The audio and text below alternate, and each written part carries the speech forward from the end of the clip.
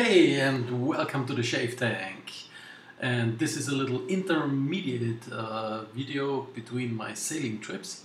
So I got back from a pleasure cruise in the Adriatic Sea and Mediterranean Sea, and next Saturday I'm going away again to Croatia, and I'm going to be in a race. It's a one design race with first 35 class one design ships, so that may the best sailor win. And this will be around 2 weeks. So I will be away again, so not that many videos. I will try to upload a few videos over the weekend from reviews I made before I went sailing, but didn't have time to cut them and edit them, etc. But I took some time today, and hopefully they are okay to upload. So we'll see that in a bit. First of all, let me give a big shout out to Ted from the Damn Fine Shave forums. He is the awesome guy who sent me this nice Becker's NFL cap, and I'm really glad I got it, and they played well this weekend, so yay, go Becker's. And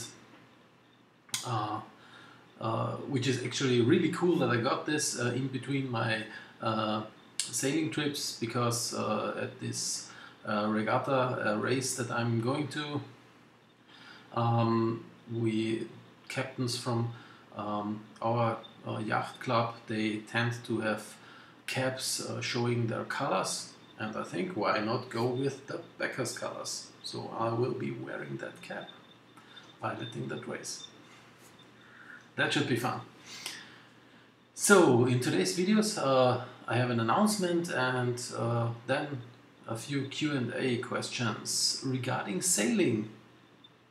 I thought this would be a good time to answer some sailing questions, because I got a lot of sailing questions on Facebook via private messages, and also a lot of sailing questions on my YouTube channel, and yeah, why not answer them? Even though it's a shaving channel, but yeah, we'll go off topic for this video. First, the announcement. My UK Wet Shaving Society giveaway winner is Nolan Kimber. Congrats, Nolan! I actually was just at the post office and posted your package, and you get a package full of goodies. Full of goodies! Have fun with those. If something, if you find something that you do not like in the package, please do not throw it away. Biff it to someone else in the UK community. That would be great. My only thing that I would like you to do. So, but if you like the stuff, keep it, of course. Okay, now we go to the sailing questions. Sailing and yachting questions. Tom, can you pilot the Titanic? Very good question. No. There are several reasons. First, the Titanic sunk, so can't pilot that. It's down at the bottom of the ocean, so really hard to actually pilot this ship. But if there would be a ship same size, etc., no, you would need a skipper that studied nautic technology and piloting, and I do not hold that license. So this actually comes with the next question: what skipper license do you have? I have the so-called FB3 license and International Certificate of Competence for offshore sailing and motorboats for pleasure crafts. So what I can do with this, it's actually, if you are in the UK, you're probably familiar with the Royal Yacht Master offshore, and the certificate I'm holding is actually an equivalent of that certificate, and this means that I can pilot pleasure crafts up to 25 meters in length anywhere in the world. And the emphasis is on pleasure crafts, so I'm not allowed to like pilots, personal carriers, or cargo vessels or something like that. So sailing yachts and motor yachts, no problem. I have the certificate for both sailing and motor yachts, but yeah, for pleasure. And that's what I do. So pleasure crafting, regatta racing, and whatever, I can do it. And up to 25 meters, which is pretty large, so, which is pretty big. So that's in feet. That's, I think, 75 to 80 feet or something like that. So that's a pretty big ship. Biggest ship I skippered. Was a 60-footer. So already pretty big ship. Most of the time, what ships do you love? Which are your favorite ships? Well, I prefer sailing ships over motorboats, simply because I love going and somewhere with the engines off and only have the whoosh of the wind and not the roar of the motor. So that's my preferred way to go over the ocean. And my favorite sailing ships that I've actually been on, monohulls, I would say the Beneteau Sense line, absolutely marvelous ships. The Sun Odyssey deck salon yachts are absolutely awesome. But also the newer, I think 2012 and forward, Bavaria and Hanse yachts from Germany, absolutely top notch and top performer monohulls for pleasure cruising. When it comes to regatta, of course the Beneteau First Line is an absolutely killer race boat for the price, but also the Croatian Salona yachts, marvelous yachts. You should, if you are into racing with still a bit of pleasure comfort, then the Salona yachts are really, really awesome. Multi-hulls, I'm a big fan of Nautitech, which is now, I think, owned by Bavaria, recently acquired. But the Nautitechs are really awesome because they are not that big and clunky, and they are very, very fast ships. So I myself have been sailing a Nautitech 475 a few years back with, I think, top speed of 16-17 knots. And this year I've been piloting a Nautitech Open 40 with 12-14 knots, something there, in very easy, comfortable sailing. You can single hand those ships, and they are still extremely well balanced and extremely comfortable for the crew. So that's my multi-hull big Nautitech. How often do you go sailing in the year? Well, I try to go sailing at least 3-4 weeks per year, depending on if I get into a race or if I get hired by a crew or whatever. So yeah, depends. But minimum is about 3 weeks a year or something like that. And what is your preferred locations to sail? Well, one of the most awesome locations is Croatia for me,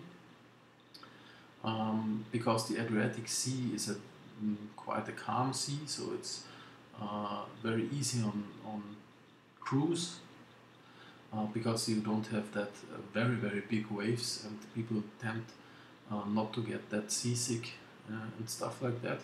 You still have very strong winds in Croatia, so it's not like it's total easy sailing, because you can have winds up to 50, 60 knots, 70 knots easily, but it's manageable. And you have over 200 islands in Croatia, which is actually more islands than, for example, some of the Caribbean states have. And they are extremely beautiful. And this is probably why a lot of even Hollywood stars have their super yachts in Croatia. We saw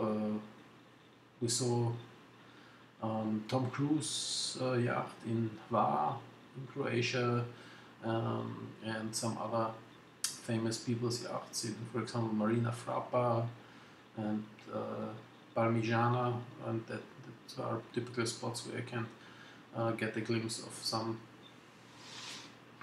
big time Hollywood stars, etc. They love this place, and they film a lot of Game of Thrones there.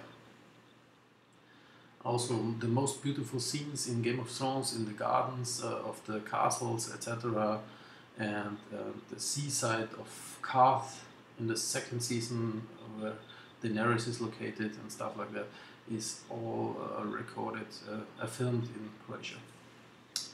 So, really cool country. And because of this, I'm adding a few videos of sailing in Croatia at the end of this video. So you can fast forward and check out those videos and pictures that I'm adding there. Other nice spots for sailing, of course, Caribbeans, British Virgin Islands, Martinique. Absolutely awesome when it's not hurricane season. Really, really awesome. Seychelles, absolutely awesome spot for cruising.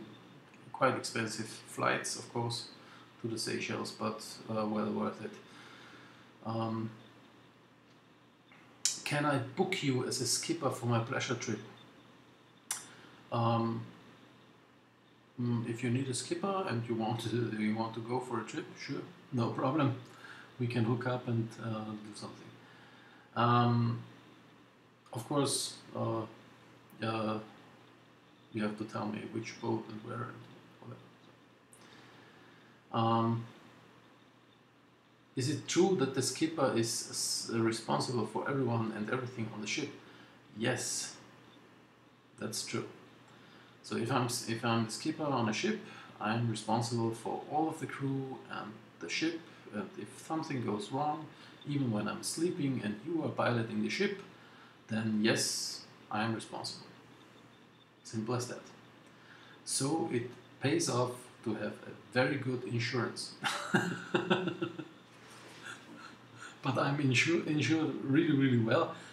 Thankfully, knock on wood, I never had to use it yet, so I never have damaged a ship yet, or done anything to a ship, or lost a crew member or anything. The biggest things we had was, I think,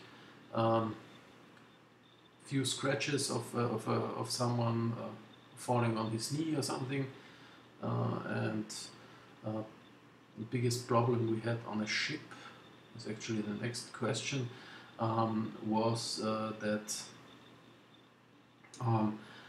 we had the previous crew on the ship probably poured something very hot into the sink in the galley, and so the